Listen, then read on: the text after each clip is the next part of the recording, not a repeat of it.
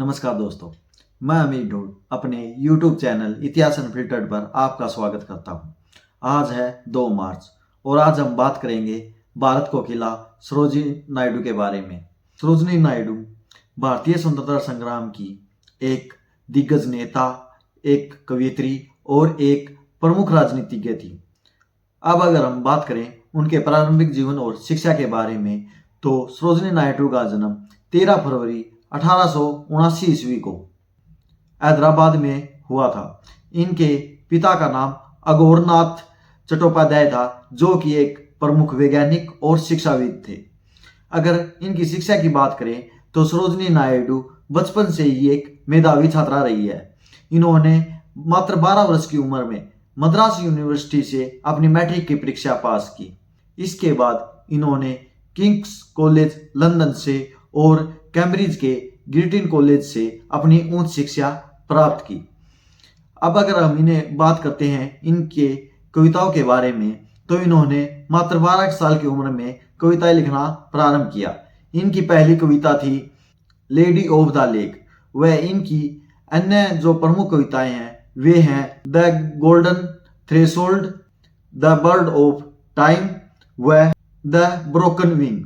इनकी कविताएं भारतीय जीवन व उसकी सुंदरता को दर्शाती हैं और इनकी कविताओं को संगीतमय व इनकी कविताओं में मधुर वाणी होने के कारण इन्हें महात्मा गांधी द्वारा भारत कोकिला कहा गया था। अगर हम बात करें इनके राजनीतिक जीवन या भारतीय स्वतंत्रता संग्राम में इनके योगदान की, तो ये सन 1905 ईस्वी में बंगाल विभाजन के बाद स्वतंत्रता संग्राम में एक सक्रिय भूमिका निभाती हैं। यह महात्मा गांधी के विचारों से बहुत प्रभावित हुई, तो इस प्रकार यह उनके प्रत्येक आंदोलन में एक सक्रिय भूमिका निभाते हुए दिखाई देती है, चाहे वह संविधान आंदोलन हो, असहयोग आंदोलन हो या भारत छोड़ो आंदोलन हो। अब अगर किसी प्रमुख आंदोलन में इनकी हम बात करते हैं तो वह थी संविधान आंदोलन के दौरान महात्मा गांधी द्वारा दांडी मार्च की यात्रा में।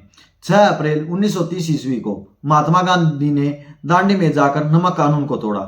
उसके बाद उनका अगला लक्ष्य था वो था गुजरात के दरसाना में जो नमक के कारखाना है उसका घेराव करना। लेकिन इससे पहले ही ब्रिटिश सरकार द्वारा महात्मा गांधी को गिरफ्तार कर लिया जाता है, जिसके बाद इस आंदोलन का नेतृत्व अब्बास तैयब जी को दिया जाता है और उन्हें भी गिरफ्तार कर लिया जाता है। तो इसके बाद इस नेतृत्व की कमान सरोजिनी नायडू द्वारा संभाली जाती है। वह 21 मई 1930 ईस्वी को 2500 लोगों के साथ दरसाना पहुंचती है और वहां के नमक कारखाने का घेराव करती है। लेकिन वह कारखाना चारों ओर कटीली तारों व उस पर को पुलिस द्वारा घेरा गया था। सरोजिनी नायडू अपने ओजस्वी भाषण से सत्याग्रहियों को किसी प्रकार की हिंसा न करने व अपने हाथ पुलिस पर न उठाने के लिए अपना भाषण देती है।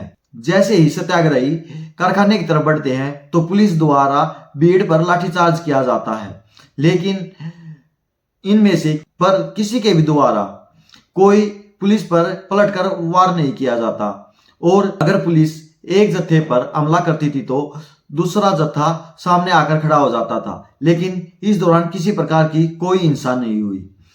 इस घटना का पूरा विवरण अमेरिकी पत्रकार वेब मिलर द्वारा अपने पत्रकार में किया गया।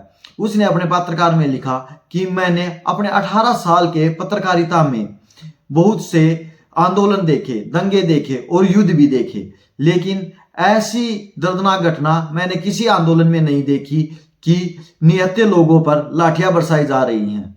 तो इस घटना ने रातों रात सरोजिनी नायडू को एक अंतर्राष्ट्रीय स्तर का नेता बना दिया। अगर हम बात करें सरोजिनी नायडू की उपलब्धियों के बारे में, तो सरोजिनी नायडू ये पहली भारतीय महिला थी जो 1925 ईस्वी में कांग्रेस के कानपुर वार्षिक अधिवेशन में अध्यक्ष बनी थी।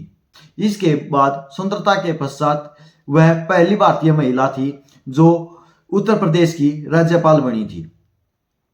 सरोजिनी नायडू की मृत्यु 2 मार्च 1949 ईस्वी को लखनऊ में हुई। उनका मानना था कि भारत तब तक स्वतंत्र नहीं हो सकता जब तक महिलाओं की आजादी ना मिले और वे पूरी तरह से शिक्षित ना हो।